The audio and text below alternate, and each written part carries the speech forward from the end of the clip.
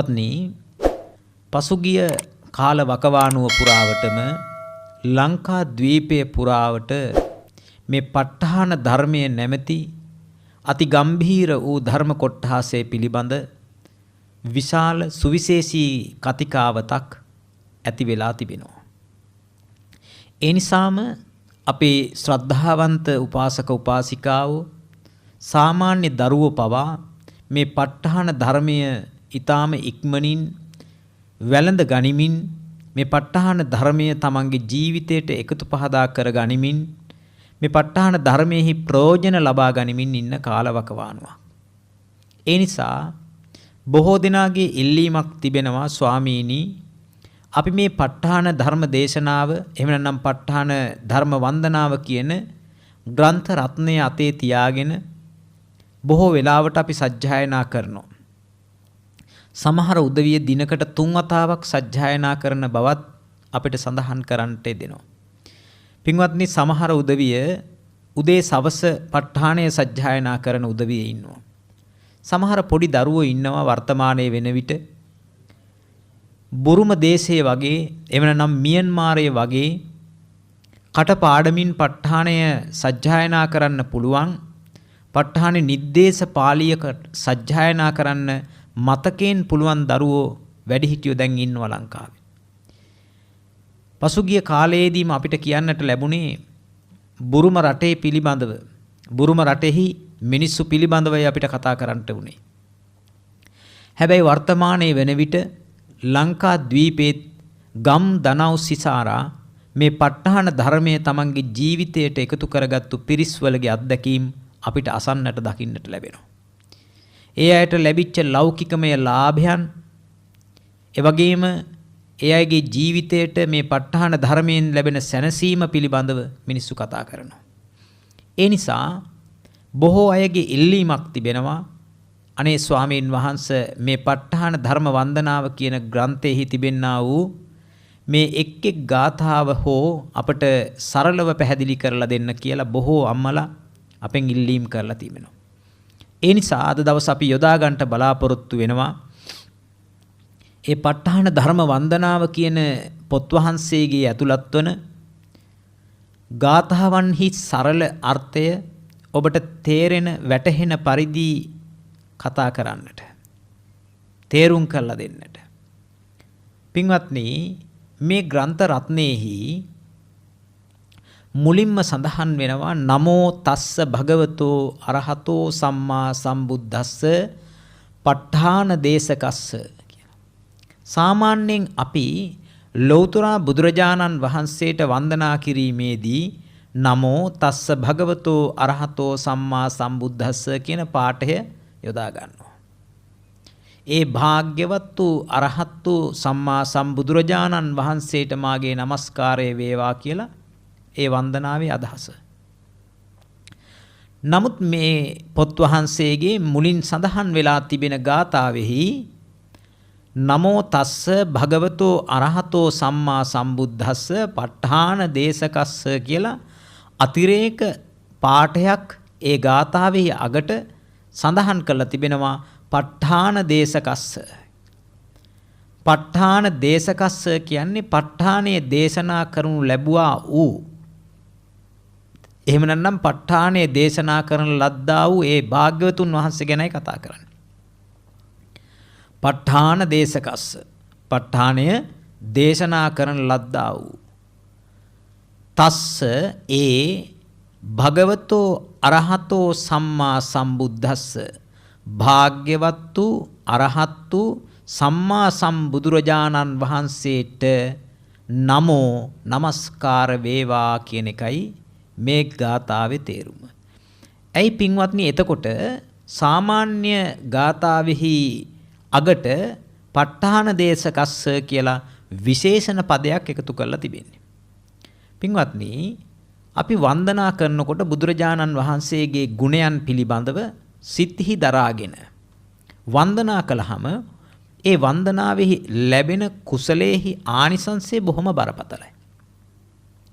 දැන් මම මගේ ජීවිතේ පුද්ගලික අත්දැකීමක් වශයෙන් කියනවා නම් සාමාන්‍යයෙන් බුදුරජාණන් වහන්සේගේ අනුත්තර පුරිස ධම්මසාරති කියන ගුණය සිහිපත් කළා මම වන්දනා කරන වෙලාවට මම වන්දනා කරන්නේ බුදුරජාණන් වහන්සේ විසින් දමනය කරපු ඒ නාලාගිරි හස්තිරාජයා එවැගේම ආලවක යක්ෂයා අඟුලිමාල සච්චක බක බ්‍රහ්මයා ආදී අය පිළිබඳව සිහිපත් කළා විතරක් නෙමෙයි.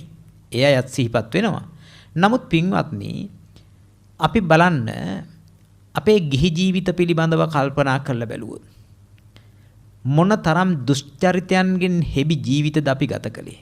හැබැයි පින්වත්නි එහෙම ගත කරපු ජීවිත වර්තමානයේ වන විට අඩුම ගානේ දැහැත් විටක්වත් වළඳන්නේ නැති මට්ටමට ගේන්න තරම් මීට වසර 2600කට පෙර ආතුව මේ ලෝකේ පහළ වෙච්ච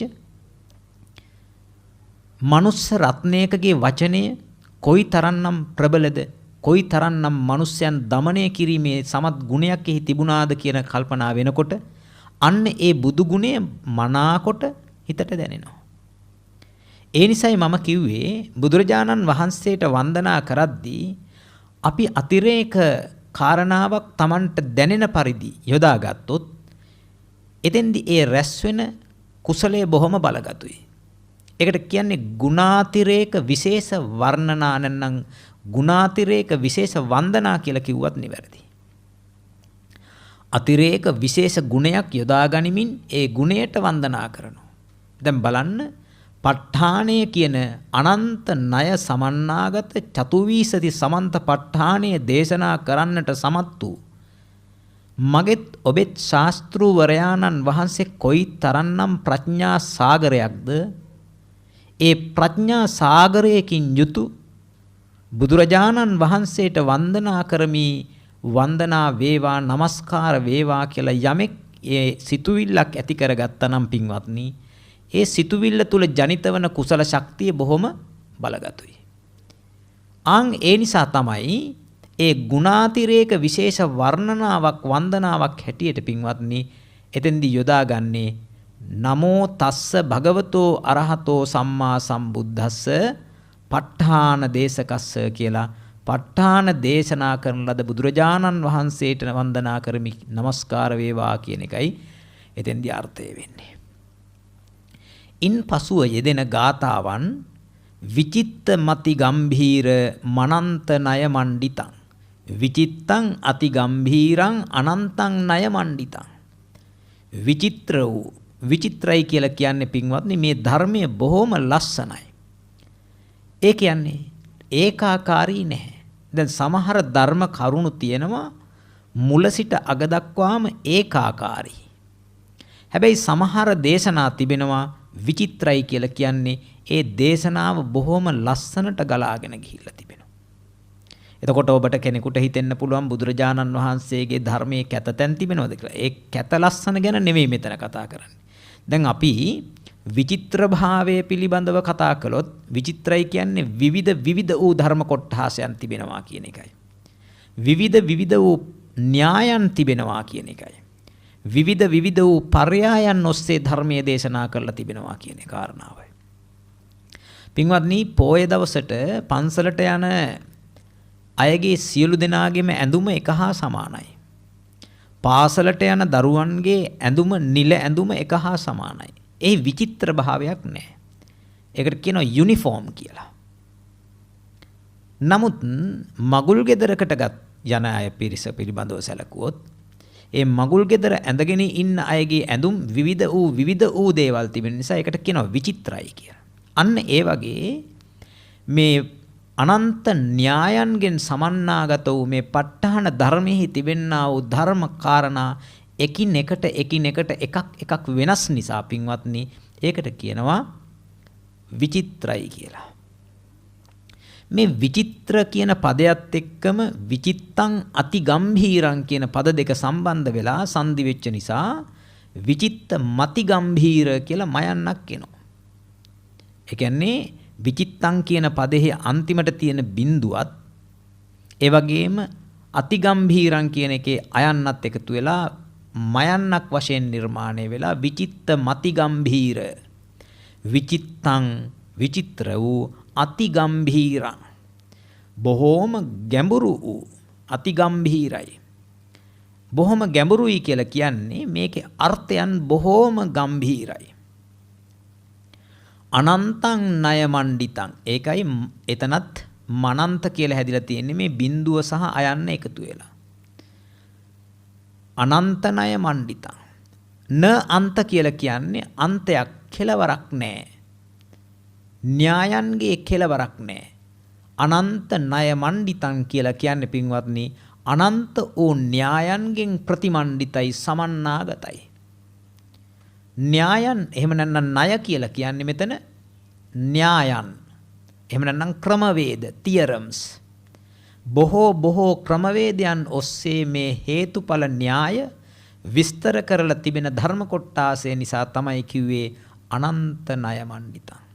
පින්වත්නි ඊළඟට විස්තර කරන්නේ ප ဋ ාණං සම්මසන්තස්ස ප ဋ ාණය සම්මර්ෂණය කරන්නා වූ ප ဋ ාණං සම්මසන්තස්ස විමලාමිත බුද්ධියා විමල කියලා කියන්නේ පින්වත්නි මල රහිත මොන මලද මල කඩ කියන්නේ මෙතන කෙලස් මල. බුදුරජාණන් වහන්සේ තමන් වහන්සේගේ సంతානයේ ක්ලේශ මලයන් සියල්ලම සෝදා හරිනු ලැබුවා. අරහත්ත්වයටපත් වුණා. එහෙනම් විමලාමිත බුද්ධිය විමල කියන්නේ ක්ලේශ මලයන් හරින ලද ක්ලේශ මලයන් සෝදා හරින ලද අමිත පින්වත්නි මිත කියලා කියන්නේ ප්‍රමාණයට අමිත කියලා කියන්නේ අප්‍රමාණ බුද්ධියකින් යුතු. එහෙමනම් විමලාමිත බුද්ධියා කියලා කියන්නේ ක්ලේශ මලයන් රහිත අප්‍රමාණ බුද්ධියකින් යුතු. බුදුරජාණන් වහන්සේ පිළිබඳව මේ සඳහන් කරන්නේ යස්ස දේහා නික්ඛමින්සු ඒ ප ဋ ාණය සම්මර්ෂණය කළා වූ ක්ලේශ මලයන්ගෙන් රහිත අප්‍රමාණ වූ බුද්ධියකින් යුතු බුදුරජාණන් වහන්සේගේ ශරීරයෙන් මොනවද විහිදුනේ? විමලාමිත බුද්ධියා යස්ස දේහා නික්ඛමින්සු ඒ ශරීරයෙන් ඒ දේහෙන් නික්මුණා වූ සුභා චබ්බන්න රංසියෝ බොහොම ප්‍රභාමත් වූ චබ්බන්න රංසියෝ ච වන්න කියන එකයි පින්වත්නි චබ්බන්න කියලා කියන්නේ. ච වන්න කියලා කියන්නේ වර්ණ 6කින් යුතු. රංසියෝ කියලා කියන්නේ රශ්මි මාලාවෝ. මොනවද? නීල පීතා රත්ත සේතා මංජිඨාච පභස්සරා. නීල කිව්වේ පින්වත්නි නිල්. පීත කියලා කියන්නේ කහ පැහැති.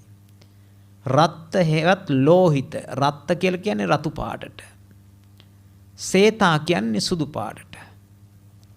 මංජිඨා කියලා කියන්නේ මදටිය පැහැයට.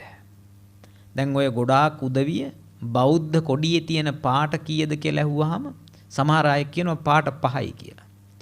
පින්වත්නි පාට 6ක් තිබෙනවා. ඒ බුදුරජාණන් වහන්සේගේ ෂඩ්වර්ණ රශ්මිමාලාවේ තිබිච්ච වර්ණයි අරගෙන තිබෙන්නේ. ඉතින් වර්තමානයේ වෙන විට ඒ මදටිය පැහැය නැත්නම් මංජිඨා කියලා තියෙන තැනට බොහෝ දහම් පාසල් දරුවෝ ගුරුවරු පවා කියන්නේ තැඹිලි පාට කියලා. පින්වත්නි තැඹිලි පාට නෙමෙයි එය මදටිය පාට. මංජිඨා ච පබස්සරා මදටිය පැහැයද එතන චයන්නෙන් අදහස් වෙන්නේ මදටිය පැහැයද. පබස්සර කියන්නේ පින්වත්නි ප්‍රභාස්වර. සූර්යා ලෝකයේ තිබෙන වර්ණය කවරක්ද කියලා ඔබෙන් ඇහුවොත් ඔබට දෙන්නට උත්තරයක් නැහැ. ඒක ප්‍රභාස්වරයි. ඒ ප්‍රභාස්වරය හැදිලා තියෙන්නේ පින්වත්නි වර්ණ සියල්ලගෙම එකතුවෙන්. එහෙනම් ඒකට කියන්න තියෙන්නේ සියලු වර්ණයන්ගේ එකතු වූ පැහැය කියලයි. මංජිඨාච පබස්සරා. තං ලෝකනාථං ඒ ලෝකනාථ වූ සුගතං සුගතයන් වහන්සේ. සුගත කියලා කියන්නේ පින්වත්නි සුගතයි කියන වචනේ අර්ථ කිහිපයක් තිබෙනවා. සුන්දර වූ නිවනට වැඩි නිසා සුගතයි කියලා කියනවා. ඒ වගේම සුන්දර වූ ගමන් ඇති නිසා බුදුරජාණන් වහන්සේට සුගතයි කියනවා. දැන් අපි වාගේ අහක බල අනවශ්‍ය දේවල් කෙරෙහි අවධානය යොමු කරමින් බුදුරජාණන් වහන්සේ වඩින්නේ නැහැ. ඉදිරිපස බලාගෙන බිමට හෙළූ ඇස් ඇතිව බොහොම සංසුන්වයි බුදුරජාණන් වහන්සේ වඩින්නේ. හරියට කියනෝනේ මත්ත ගජින්ද විලාසිත ගාමය කියලා. මත් වූ ඇතෙකු ගමෙහි ගමන් ගන්නා වගේ බුදුරජාණන් වහන්සේ වඩිනවා කියන. ඒ නිසා පින්වත්නි එතෙන්දිත් සුගත කියලා කියනවා. එහෙනම් සුන්දර වූ ගමන් ඇති නිසා සුන්දර වූ නිවනට වැඩි නිසා බුදුරජාණන් වහන්සේට සුගතයි කියලා කියනවා. එහෙනම් තං ලෝකනාථං සුගතං ඒ ලෝකනාථ වූ සුගතයන් වහන්සේ ධම්මංච ජිනසේවිතං ඒ සුගතයන් වහන්සේටද ධම්මංච ධර්මයටද මොන ධර්මයටද ජිනසේවිතං බුදුරජාණන් වහන්සේ විසින් ඇසුරු කරන ලද සේවනය කරන ලද ධර්මයටද ධම්මංච ජිනසේවිතං මෙතෙන්දී අර්ථය ගන්න ඕන ජිනසේවිතං ධම්මංච බුදුරජාණන් වහන්සේ විසින් සේවනය කරන ලද ධර්මයටද සංඝං නිරංගනං සෙට්ඨං නිරංගන කියලා කියන්නේ පින්වත්නි කෙලෙස් රහිත. මොකද අංගන කියන්නේ කෙලෙස් වලට. නිරංගනං කියලා කියන්නේ අංගන රහිත සංඝං සෙට්ඨං ශ්‍රේෂ්ඨ වූ සංඝයාටද. සංඝං නිරංගනං සෙට්ඨං නමාමි සිරසාදරං නමාමි වන්දනා කරමි ආදරං ආදරයෙන් සිරසං සිරසින් ඒ කියන්නේ සිරස නමා බොහෝම ආදරයෙන් ගෞරවයෙන් වන්දනා කරමි කියලා මේ ත්‍රිවිධ රත්නයට වන්දනා කිරීම තමයි මෙතෙන්දි මේ මුල් ගාථා තුනෙන් කියවෙන්නේ. ප ဋ ාණය දේශනා කරන්නට කලින් ප ဋ ාණය සජ්ජායනා කරන්නට කලින් ත්‍රිවිධ රත්නයේ ගුණාතිරේක විශේෂ වන්දනාවක් වශයෙන් බොහොම ලස්සන ගාථා පෙළක් ගාථා ත්‍රිත්වයක් එහි සඳහන් වෙනවා. ඒ නිසා මේ ගාථාවන් අද ඔබට මේ තිරේ දිස්වෙන ආකාරයට බලාගෙන ඒවා කොළයක පොතක සටහන් කරගෙන ඔබ මින් මනතට මින් ඉදිරියට මේ ප ဋ ාණය සජ්ජායනා කරද්දී ඒ තේරුම් සහිතව සජ්ජායනා කිරීමට උත්සාහවත් වෙන්න. පින්වත්නි තව කෙනෙක් එතකොට සැකයක් ඇති කරගන්න පුළුවන්. ස්වාමීනි එහෙමනම් මේ ප ဋ ාණය තේරුමක් නැතිව කියපු කාලේ ඒ සජ්ජායනාවෙන් අර්ථයක් අපිට තිබුණාද? ඒ වගේම තවත් සමහර වෙලාවට වයෝවෘද්ධ අම්මලා ඉන්න පුළුවනි. එහෙම නැත්නම් කෙනෙක් අක්ෂර ශාස්ත්‍රය දන්නේ නැති කෙනෙක් ඉන්න පුළුවනි. මතක හිටින්නේ නැති කෙනෙක් ඉන්න පුළුවනි. ඒ අය හිතන්න පුළුවනි ස්වාමීනි අපි මේක ශ්‍රවණය කිරීම සජ්ජායනා කිරීම අර්ථ රහිතද පළක් නැද්ද කියලා. එතෙන්දි මම ඔබට මතක් කරන්නට කැමතියි පින්වත්නි අතීතයේ එක්තරා කාලයක සිල්මාතා ආශ්‍රමයක ජීවත් වෙලා තිබෙනවා සුරතලයට ඇති කරපු ගිරවියක්. මේ සිල්මාතාශ්‍රමයේ සිල් මෑණිවරු අට්ටික භාවනාව සම්බන්ධයෙන් ඒ කර්මස්ථානයේ අරගෙන ඒ කර්මස්ථානයේ සජ්ජායනා කරනවා. කර්මස්ථාන මෙනෙහි කිරීම, කර්මස්ථාන සජ්ජායනා කිරීම, කර්මස්ථාන වැඩිම මේ සියල්ලම බොහොම හොඳ දේවල්. ඉතින් සජ්ජායනා කරනකොට මේ අට්ටි කියලා සජ්ජායනා කරන එක ඇහිලා මේ ගිරවිය පාඩම් කරගන්නවා මේ අට්ටි කියන වචනේ.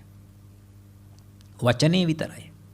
දැන් අට්ටි කිව්වට මේ සත්වයාට වැටහෙනවද පින්වත්නි අස්ති කියන කොටස් පිළිබඳව? එහෙම වැටහීමක් නැහැ. මේක මේ කතා කරන්නේ ධර්මයක් කියලා තේරෙනවද? එහෙම තේරුමකුත් නැහැ. හැබැයි පින්වත්නි අර ගිරව කියලා කියන්නේ යමක් ඇහුනහම කටපාඩම් කරගන්න සත්වයෝ. පාඩම් හිටිනවා. මේ සත්වයා ටික කාලයක් යනකොට අට්ටි කියලා නිතර කෑ ගහනවා. දවසක් ඒ කුරුල්ලන් අල්ලාගෙන කන තවත් පක්ෂියෙක් ඇවිල්ලා මේ කූඩුව ඇරලා තිබිච්ච වෙලාවක මේ ගිරව අල්ලගෙන අහසට නගිනවා. ඒ යන අතරතුර මේ ගිරව කෑ ගහනවා අට්ටි කියලා කෑ ගහනවා. පස්සේ මොකද කරන්නේ? අර සත්වයා බය වෙනවා. ඒ අල්ලගෙන ගියපු ඒ පක්ෂීන් දැහ ගන්නා විශාල පක්ෂියා බිය වෙනවා මේ සත්වයාගේ සද්දෙට. බිය වෙලා අතාරිනවා. නමුත් අතහැරියට බිම වැටිලා ඒ කුරුල්ලා මිය යනවා. ගිරව මිය යනවා. මිය ගිහිල්ලා දිව්‍ය ලෝකයේ දිව්‍ය සැප සම්පත් විඳලා ලංකා ද්වීපේ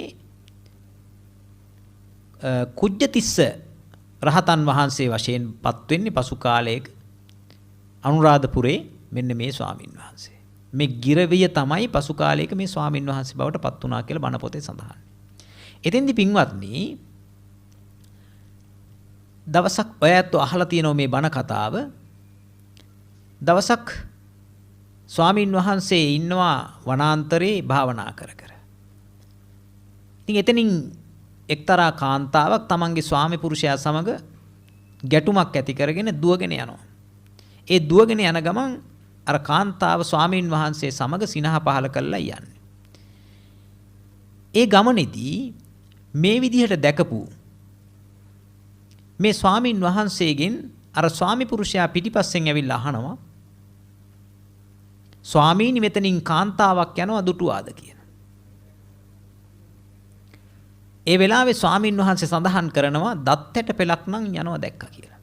උන්වහන්සේට ඒ අට්ටික සංඥාව වැඩෙන්න පටන් ගත්තේ අර ගිරවියෙක් වෙලා හිටපු ආත්ම භාවයේ. දැන් එහෙමනම් පැහැදිලි ඔබට මේක සජ්ජායනා කිරීම මාත්‍රය පවා බොහොම ආනිසංසගෙන දෙන කාරණාවක්. ඒ නිසා එක්කෝ ඔබ සජ්ජායනා කරන්න එක්කෝ ඔබට සජ්ජායනා කිරීමට නොහැකි නම් මේවා ශ්‍රවණය කරගෙන හෝ ඉන්න මේකේ ආනිසංස බොහොම බලගතුයි. ඒ නිසා නැවත වතාවක් ඔබට මතක් කරන්නේ ඒ ආනිසංස නැහැ කියලා පශ්චාත්තාප වෙන්නේ නැතුව හොඳින් මේ ධර්ම කාරණා මේ ප ဋ ාණ සජ්ජායනාව ශ්‍රවණය කරත්වා.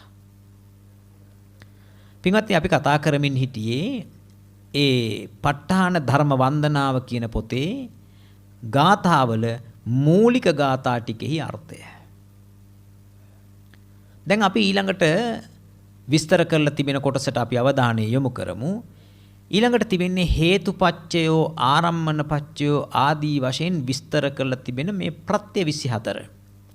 දැන් ඔබට පැහැදිලි ඒකේ හේතුපච්චයෝ ආරම්මනපච්චයෝ අධිපතිපච්චයෝ අනන්තරපච්චයෝ සමනන්තරපච්චයෝ සහජාතපච්චයෝ අඤ්ඤමඤ්ඤපච්චයෝ නිස්සයපච්චයෝ උපනිස්සයපච්චයෝ පුරේජාතපච්චයෝ පච්ඡාජාතපච්චයෝ ආසේවනපච්චයෝ කම්මපච්චයෝ විපාකපච්චයෝ ආහාරපච්චයෝ ඉන්ද්‍රියපච්චයෝ ඥානපච්චයෝ මග්ගපච්චයෝ සම්පයුත්තපච්චයෝ විප්පයුත්තපච්චයෝ අත්ථිපච්චයෝ නත්ථිපච්චයෝ විගතපච්චයෝ අවිගතපච්චයෝ මේ ආදී වශයෙන් පින්වත්නි ප්‍රත්‍ය 24 දේශනා කරනවා.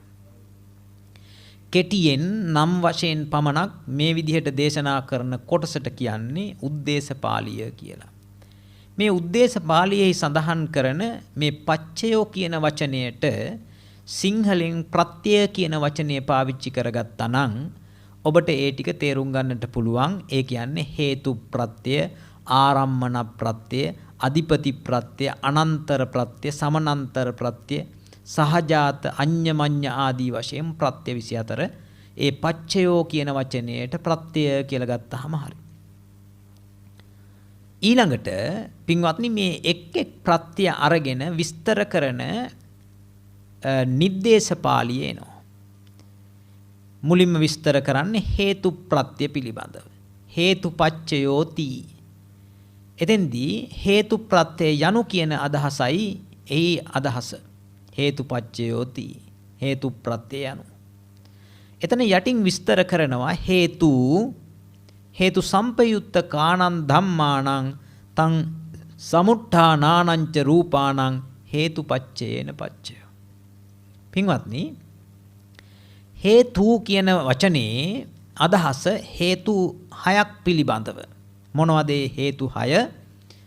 ලෝභ, ද්වේෂ, මෝහ කියන හේතු 3ත් අලෝභ, අද්වේෂ, අමෝහ කියන හේතු 3ත් පිළිබඳවයි මෙතන හේතු කියලා කියන්නේ. ඒ හේතු 6 මෙන්න මේ විදිහට වර්ගීකරණය කරන්න පුළුවන්කම තිබෙනවා. මොනවද? මුලින්ම තිබෙන්නේ ලෝභ, ද්වේෂ, මෝහ කියන අකුසල හේතු 3. දෙවනුවට සඳහන් වන හේතු තුන අලෝභ, අද්වේෂ, අමෝහ. දැන් මුලින් සඳහන් කරේ ලෝභ, ද්වේෂ, මෝහ අකුසල හේතු. ඊළඟට සඳහන් කරන අලෝභ, අද්වේෂ, අමෝහ කියන ඒවා කුසල හේතු කියලා කියන්නත් පුළුවන්. විපාක හේතු කියලා කියන්නත් පුළුවන්. ක්‍රියා හේතු කියලා කියන්නත් පුළුවන්. ඒ නිසා ආකාර කීපයකට වර්ගීකරණය කරලා දක්වනවා. මුලින්ම වර්ග දෙකකට බෙදලා දක්වනවා. මොනවද? එකක් තමයි කුසල හේතු, අකුසල හේතු කියලා කොටස් දෙකකට බෙදන්න පුළුවන්කම තිබෙනවා. ඊළඟට කොටස් තුනකට බෙදෙනවා. කුසල හේතු, අකුසල හේතු, අව්‍යාකත හේතු කියලා. පින්වත්නි, කුසල අකුසල හේතු ගත්තොත් ලෝභ, ද්වේෂ, මෝහ අකුසල හේතුනේ. ඊට පස්සේ ඊළඟට එන ඒ අලෝභ, අද්වේෂ, අමෝහ කියන ඒවා කුසල හේතු වශයෙන් ගත්තොත් එතන හේතු තුනයි. ඊට පස්සේ විපාක සිත්වල හටගන්නා වූ විපාක හේතු තුනක් වශයෙන් ගත්තොත් එතන විපාක, අලෝභ, අද්වේෂ, අමෝහ. ඒ වගේම ක්‍රියා සිත්වල හටගන්නා වූ අලෝභ, අද්වේෂ, අමෝහ ඒ ටිකට කියනවා ක්‍රියා, අලෝභ, අද්වේෂ, අමෝහ කියලා. මේ විදිහට ගත්තාම පින්වත්නි ඒ හේතු 12ක් වශයෙන් දක්වන්නත් පුළුවන්කම තිබෙනවා. කොහොමද හේතු 12? ලෝභ, ද්වේෂ, මෝහ කියන අකුසල හේතු 3යි. අලෝභ, අද්වේෂ, අමෝහ කියන කුසල හේතු 3යි. ඒ වගේම අලෝභ, අද්වේෂ, අමෝහ කියන විපාක හේතු 3යි. අලෝභ, අද්වේෂ, අමෝහ කියන ක්‍රියා හේතු 3යි. දැන් මේ හේතු ප්‍රත්‍යේ හේතු කියන වචනයෙන් අදහස් වෙන ඔන්නොච්චර දිග කෑල්ලක්. ඊළඟට හේතු සම්පයුත්ත කාණං ධම්මාණං කියන්නේ පින්වත්නි හේතු සමග යෙදුණු ධර්ම. දැන් සිතක් ඇතුලේ තමයි මේ හේතු යෙදෙන්නේ. දැන් උදාහරණයක් වශයෙන් ගත්තොත් ද්වේෂ සිතක් ඇතුලේ මෝහයත් ද්වේෂයත් කියන හේතු දෙක යෙදෙනවා. ලෝභ සිතක් ඇතුලේ ලෝභයත් මෝහයත් කියන හේතු දෙක යෙදෙනවා. මෝහ සිතක මෝහ හේතුව පමණක් යෙදෙනවා. ඊළඟට කුසල් සිතක් ගත්තොත් මේ කුසල් සිත්වල සමහර සිත් තියෙනවා ත්‍රි හේතුකයි. ත්‍රි හේතුකයි කියන්නේ අලෝභයත්, අද්වේෂයත්, අමෝහයත් කියන හේතු තුනම යෙදෙනවා. සමහර ඒවා ද්වි හේතුකයි. එතකොට යෙදෙන්නේ අමෝහය යෙදෙන්නේ නැහැ. අලෝභයයි, අද්වේෂයයි පමණයි යෙදෙන්නේ. දැන් පින්වත්නි අමෝහය කියන්නේ ප්‍රඥාවට නමක්. ප්‍රඥාව යෙදෙන්නේ නැති සිත්වලට කියනවා මොනවද? ප්‍රඥාව යෙදෙන්නේ නැති වෙනම සිත් જાතියක් තියෙනවා. අන්න ඒවයි හේතු දෙකයි යෙදෙන්නේ. ඒවට කියන ද්වි හේතුක සිත් කියලා කියනවා. ඥාන විප්පයුත්ත හිත් කියලායි ඒවට කියන්නේ. දැන් අපි ත්‍රි හේතුක හිත් කියලා කියපු ඒවා ඥාන සම්ප්‍රයුක්ත හිත්. උදාහරණයක් වශයෙන් ගත්තොත් සෝමනස්ස සහගත ඥාන සම්ප්‍රයුක්ත අසංකාරික සිත කියන සිත ගත්තොත් එතකොට එහි ඥාන සම්ප්‍රයුක්ත නිසා අමෝහයක් තියෙනවා. කොහොමත් අලෝභය, අද්වේෂය කියන දෙක තිබෙනවා. අමෝහයක් තිබුණොත් හේතු තුනම යෙදෙනවා. ඒ නිසා කුසල හේතු තුනම යෙදිච්ච ඒ හිතට කියනවා ත්‍රි හේතුක සිත් කියලා කියනවා. ඒ වගේම සෝමනස්ස සහගත ඥාන විප්‍රයුක්ත සිතක් ගැන කතා කළොත් එහි ඥානය නැහැ. ඥානය නැහැ කියන්නේ අමෝහය නැහැ. එහෙනම් තියෙන්නේ අලෝභයයි අද්වේෂයයි විතරයි. හේතු දෙකයි. ඒවට කියනවා ද්වි හේතුක සිත් කියලා කියනවා.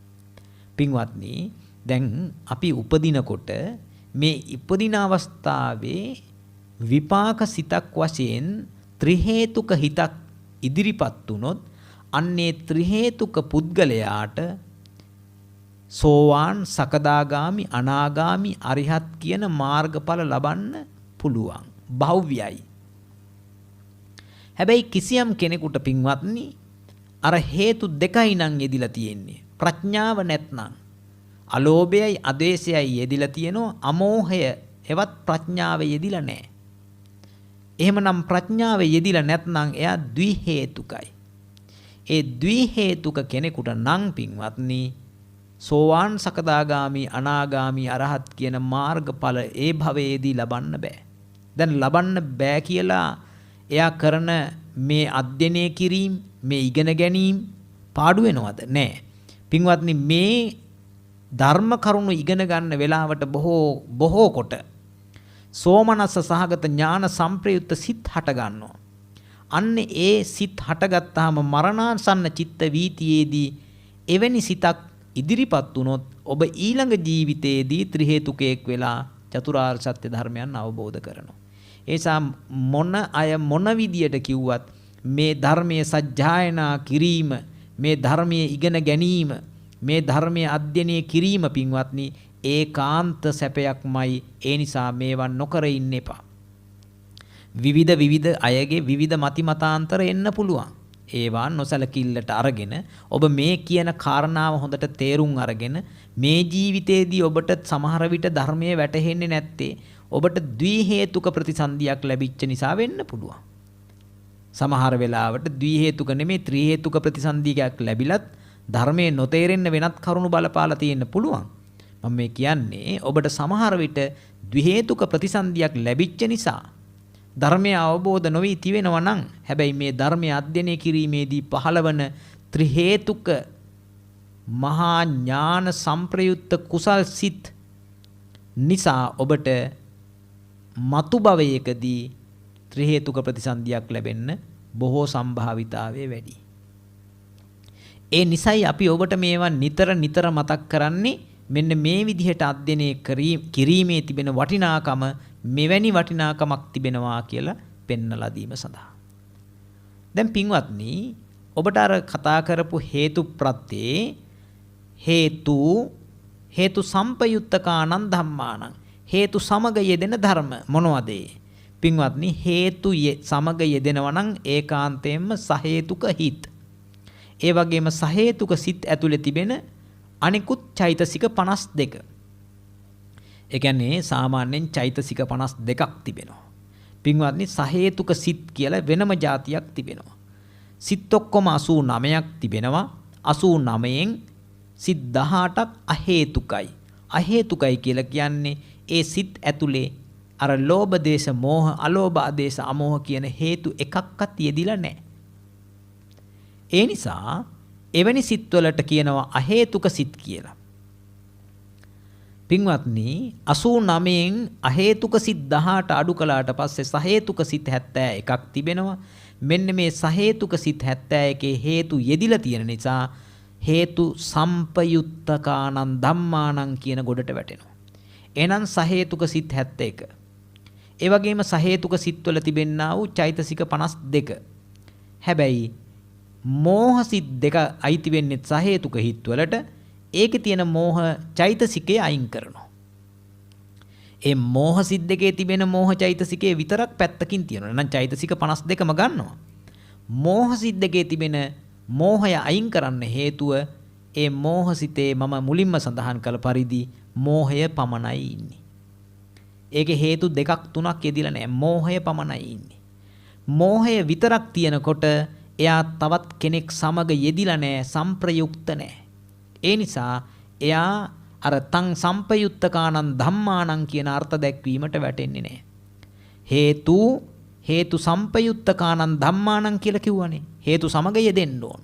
තනියෙන් ඉන්නකොට වෙනත් කෙනෙක් සමග යෙදෙන්නේ නැති නිසා එයා අයින් කරලා දානවා. එහෙනම් මෝහසිත දෙකෙහි එන මෝහය වර්ජිත චෛතසික 52යි. සහේතුක සිත් 71යි. ඒ වගේම පින්වත්නි සහේතුක සිත් මගින් හටගන්නා වූ රූප ටිකක් තියෙනවා. ඒවට කියනවා සහේතුක චිත්තජ රූප කියලා. ඒ නිසා තමයි ඔය ගාථාවේ සඳහන් වෙන්නේ තං සමුට්ඨානානංච රූපානං. ඒ සමග උපදින තං සමුට්ඨානානංච සංඋට්ඨානං ඒ සමග උපදින රූප ටිකත්. ඒකට කිව්වා මොකද්ද? සහේතුක සිත් සමග උපදින රූප. ඒකට කියන සහේතුක චිත්තජ රූප. චිත්තජ කියන්නේ සිත සමග උපදින. ජ කියන්නේ ජනනය වන. රූප ටිකත්. සහේතුක චිත්තජ රූප ටිකත්. ඒ වගේම පින්වත්නි විශේෂ එක රූපයක් හමු වෙනවා සහේතුක ප්‍රතිසන්දි කර්මජ රූප. ඒ කියන්නේ අපේ ප්‍රතිසන්දිය ලබන වෙලාවේ කර්මජ රූපයක් උපදිනවා. කර්මජ රූප ටිකක් උපදිනවා. ඒ කර්මජ රූපයි හිතයි එකටම උපදින්නේ. දැන් සහේතුක විපාක හිතකුයි ඒ විපාක සිතත් සමගම උපදිනවා ඒ වෙලාවේ කර්මජ රූප ටිකක්. සාමාන්‍යයෙන් සාමාන්‍ය අපි ජීවත් වෙන වෙලාවේ කර්මජ රූප උපදින්නේ අතීතයේ කරපු කර්මයකට අනුව. ඒ කියන්නේ ඒ හිත ඉපදිලා තියෙන්නේ කලින්. රූප උපදින්නේ දැන්. එතකොට මේ දෙක සමුට්ඨානන් වෙන්නේ නැහැ. එකට උපදින්නේ නැහැ. හැබැයි ප්‍රතිසන්දි ලබන වෙලාවේ ඒ රූපයි ඒ වගේ මේ හිතයි දෙකම උපදින්නේ එකට. ඒකයි කිව්වේ සහේතුක ප්‍රතිසන්දි කර්මජ රූප. සාමාන්‍ය අවස්ථාවේ කර්මජ රූප උපදින්නේ කලින් හටගත්තු කලින් කරන ලද සිතකින් සිද්ධ වෙච්ච කර්මයක් නිසා. නමුත් ප්‍රතිසන්දි අවස්ථාවේ විතරක් ඒක වෙනස් වෙනවා. ඒ නිසා කිව්වා සහේතුක ප්‍රතිසන්දි කර්මජ රූප කියන ටිකත් අයිති වෙනවා. දැන් ඔන්න අපි නැවත කියනවා සහේතුක සිත් 71යි සහේතුක සිත්හි හටගන්නා වූ චෛතසික 52කින් අර මෝහ සිතෙහි හටගන්නා වූ මෝහ චෛතසිකය හැරයි ඊළඟට සහේතුක චිත්තජ රූප ටිකයි සහේතුක ප්‍රතිසන්දි කර්මජ රූපයි කියන ටික තමයි එතන අදහස් කරන්නේ හේතු සම්පයුත්තකානං ධම්මානං තං සමුත්ථානානං ච රූපානං හේතුපච්චේන පච්චයෝ. එතන හේතුපච්චේන පච්චයෝ කියන වචනෙන් අදහස් වෙන්නේ හේතු භාවයෙන් නැත්නම් මූල භාවයෙන් උපකාර කරනු ලබයි කියන එක. පින්වත්නි මූල භාවයෙන් උපකාර කරනු ලබයි කියන කාරණාව ඔබට තේරුම් කරලා දෙන්නට පුළුවන්. ඔබ දන්නවා ගසක් ගත්තොත් මේ ගසේ මුල් ටිකෙන් කඳ, අතු, ඉති ආදිය ස්ථීරව පිහිටා සිටීමට උපකාර කරනවා. මුල් නැති වුණොත් ගහ කඩා වැටෙනවා. ඒ වගේම තමයි ලෝභ, ද්වේෂ, මෝහ, අලෝභ, අද්වේෂ, අමෝහ කියන මුල් ටික තිබුණොත් තමයි මේ සිත ශක්තිමත් වෙන්නේ. පවතින්නේ කඩා වැටෙන්නේ නැතුව ස්ථීරව පිහිටා සිටින්නේ. නොවැටි පවත්වා ගන්න පුළුවන්කම තියෙනවා. දැන් ඔබ දන්නවා ඔබ අහලා තියෙනවා ස්වාමින් වහන්සේලා සඳහන් කරනවා දානයක් දෙන වෙලාවේදී ඔබගේ ලෝභ, ද්වේෂ, මෝහ කියන අකුසල මූලයන් යටපත් කරගෙන අලෝභ, අද්වේෂ, අමෝහ කියන කුසල මූලයන් ඉස්මතු කරගෙන මේ දානය දුන්නා කියන. එහෙනම් පින්වත්නි ඔබේ සිත නොවැටි පවතින. දැන් ඔබ කුසල කර්මයක් කරනවා කියමුකෝ. දානයක් දෙනවා. මේ දානේ දෙන වෙලාවේ ඔබේ කුසල් සිත නොවැටි පවතින්නේ ඒකේ තියෙන මුල් ශක්තිමත් වුණොත් විතරයි. දැන් ඒ අතරතුර ඔබට ලෝභයක් ඇති වුණොත් ඒ ඔබේ අර කුසල සිත වැටෙනවා. එහෙනම් කුසල මූලයන් ඉදිරිපත් වෙලා අලෝභ, අද්වේෂ, අමෝහ කියන කුසල මූලයන් බලගතු නම් ඔබේ කුසල් සිත වැටෙන්නේ නැහැ. දැන් ඔබට පැහැදිලි හේතුපච්චේන පච්චයෝ කියන්නේ මූල භාවයෙන් උපකාර කරනු ලබයි කියන එක. එහෙනම් මේ හේතු ප්‍රත්‍ය පිළිබඳ ගාථාව විස්තර කරලා දුන්නා. ඊළඟට පින්වත්නි තිබෙන්නේ ආරම්මන පච්චයෝ. ආරම්මන පච්චයෝ කියලා කියන්නේ අරමුණු වීම. ආරම්මන පච්චයෝ තී කියලා විස්තර කරනවා ගාථාවේ ආරම්මන ප්‍රත්‍ය යනු.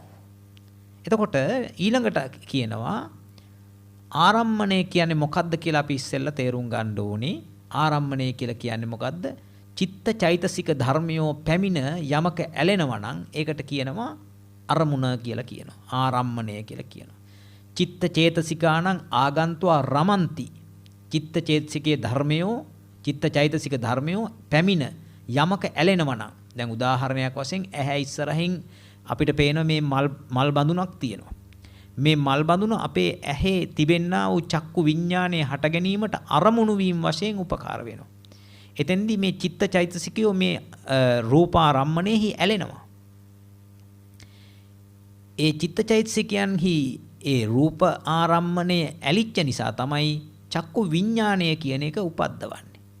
ඒකයි කිව්වේ චිත්ත චේතසිකානං ආගන්තුවා රමන්ති ආරම්මන. දැන් මේ ගාථාවල විස්තර වෙන්නේ මොනවද? රූපායතනං චක්ඛු විඥාන ධාතු යාතං සම්පයුත්ත කාණංච ධම්මානං ආරම්මන පච්චේන පච්චය. රූපායතනං කිව්වේ පින්වත්නි මොකද්ද? මේ ඉදිරිපස තිබෙන මල් බඳුන බලන්න. දැන් ඔබ දන්නවා එතකොට මේ චක්කු විඥානයේ ඉපැද්වීම සඳහා අරමුණු උනේ මොකක්ද? මෙන්න මේ මල් බඳුන. එහි තිබෙනා වූ මල් ඒ රූපය, වර්ණ රූපය. පින්වත්නි ඔබට දැන් චිත්ත වීතියක් දක්වලා තිබෙනවා. ඒ චිත්ත වීතියේ තිබෙන්නේ චක්කුද්්වාරික චිත්ත වීතියක්. ඒ චක්කුද්්වාරික චිත්ත වීතියේ පැහැදිලි කරනවා කුමක්ද?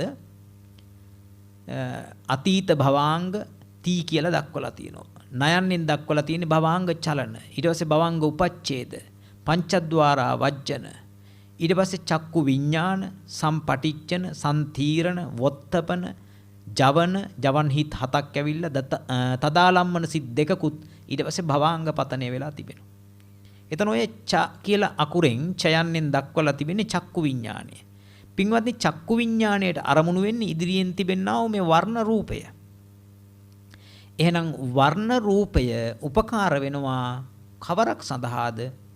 චක්කු විඥානයේ ඉපදවීම සඳහා. ඒකයි කිව්වේ රූපායතනං චක්කු විඥාන ධාතුයා තං සම්පයුත්තකානංච ධම්මානං. තං සම්පයුත්තකානංච ධම්මානං කියලා විස්තර කරන්නේ පින්වත්නි ඒ සමග යෙදෙන ධර්මය. මොන සමගද? ඒ චක්කු විඥාන සිත සමග උපදිනවා චෛතසික 7ක්. සබ්බචිත්ත සාධාරණ චෛතසික 7ක්.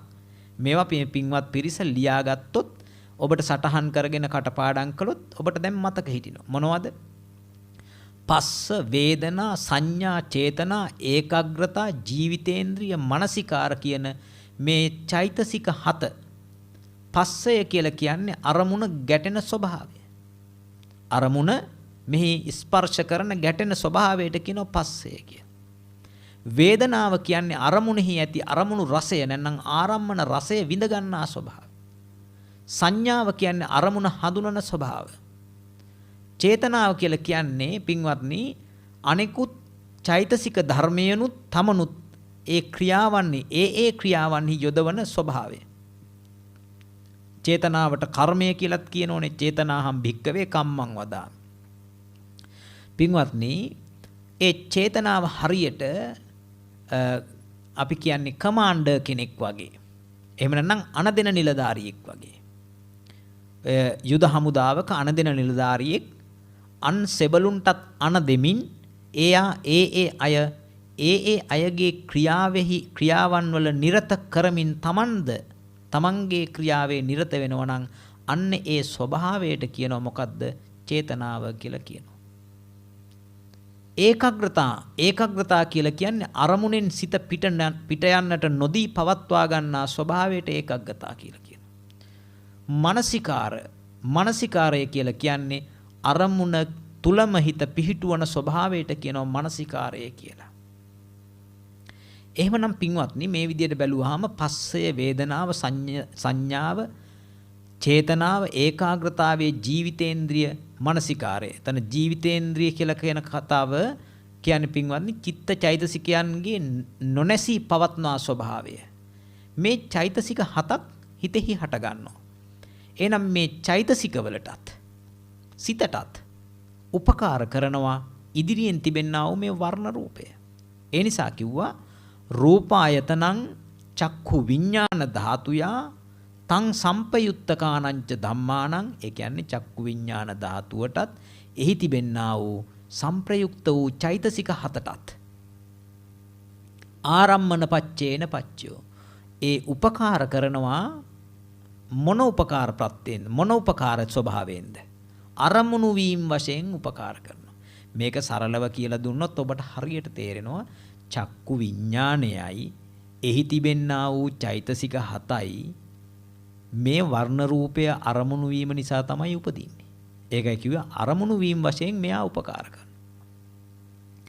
දැන් අපිට සාමාන්‍ය සරල ජීවිතයේදී හිතෙන්නෙම මම මේ මල් බඳුන දැක්කා. දැන් ඔය පින්වතුන්ට මම දැන් රූපවාහිනියේ ධර්මයේ දේශනා කරනකොට ඔබට දැන් මේ ස්වාමීන් වහන්සේ පෙනෙනවා. කෙනෙකුට මේ ස්වාමීන් වහන්සේ කෙරෙහි සෙනෙහසක්, ආදරයක්, කරුණාවක් ඇති වෙන්න පුළුවන්. තවත් කෙනෙකුට ඇති වෙන්න පුළුවන් ද්වේෂයක් ඇති වෙන්නත් පුළුවන්. දැන් ඔබ ඒ ද්වේෂය ඇති කරගෙන තියෙන්නේ කවුරු කෙරෙහිද? පින්වත්නි, ඔබේ ගෙදර සාලයේ තිබෙන රූපවාහිනී තිරය කෙරෙහි ඔබ වෛර බැඳගෙන තියෙන්නේ. දැන් ඔබට නිකමටවත් හිතුණද ඔතන ඔබ එවැනි දෙයකටයි වෛර බැඳගත්තේ, එවැනි දෙයකටයි ඇලුනේ කියලා? පින්වත්නි, රූපවාහිනිය ඇතුලේ ස්වාමින් වහන්සේ නැහැ. රූපවාහිනී තිරේ තියෙන්නේ LCD liquid crystal display. තරලයක් ප්‍රතිදීපනය වෙලා පේන්නේ. ඒක ඇතුලේ බැලුවොත් ට්‍රාන්සිස්ටර් රෙසිස්ටර් ටිකක් තියෙවි. දැන් ඔබ වෛර කරලා තිබෙන්නේ, එහෙම නැත්නම් ඔබ ඇලිලා තියෙන්නේ කාටද? පුද්ගලයෙකුට නෙමෙයි, සත්වයෙකුට නෙමෙයි.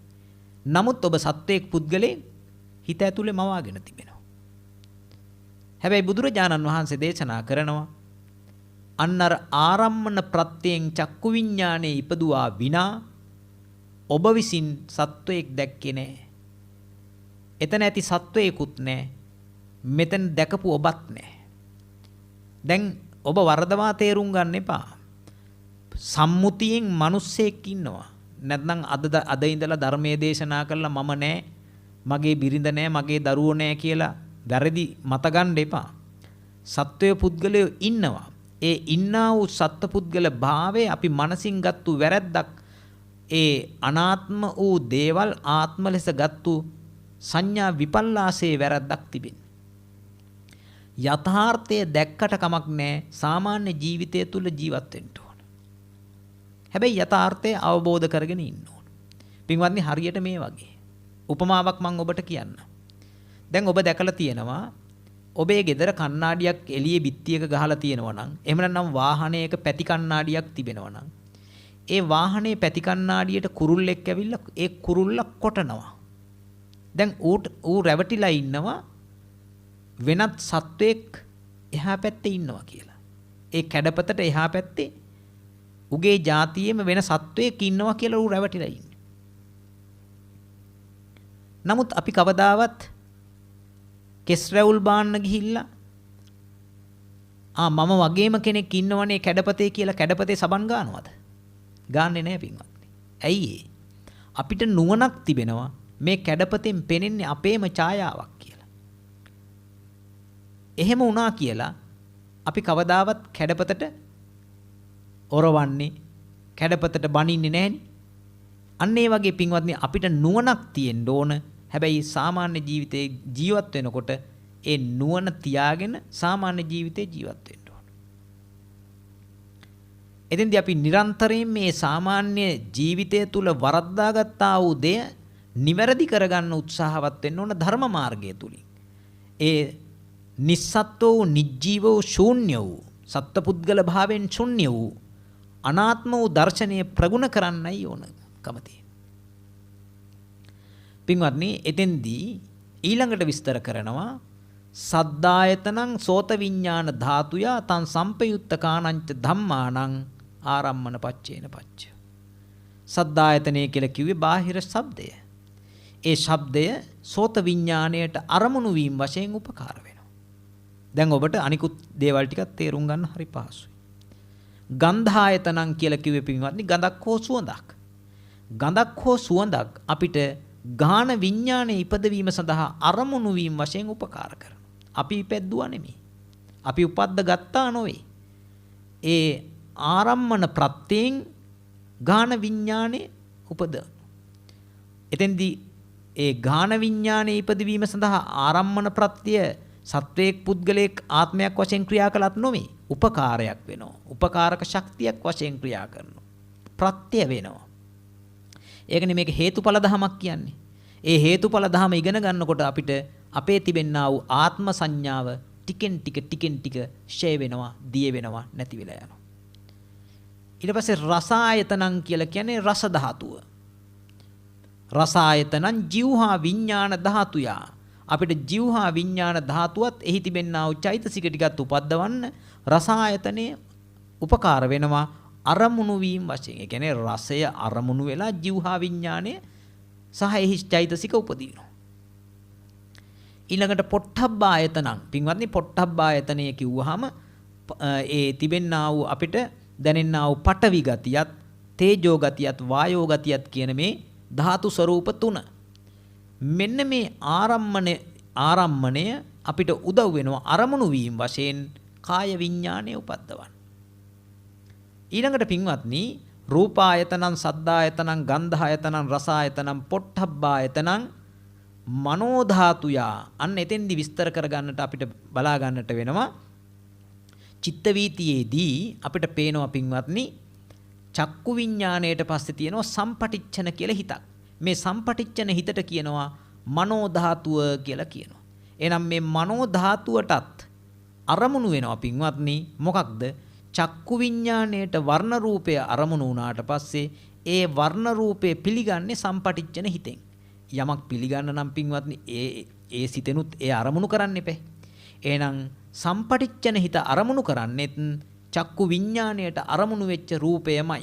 ඒ නිසා කිව්වා රූපායතනං මනෝ ධාතුයා. මනෝ ධාතුය කිව්වේ සම්පටිච්ඡන හිතට. සම්පටිච්ඡන හිතටත් වර්ණ රූපාරම්මණය අරමුණු වීම වශයෙන් උපකාර කරනවා.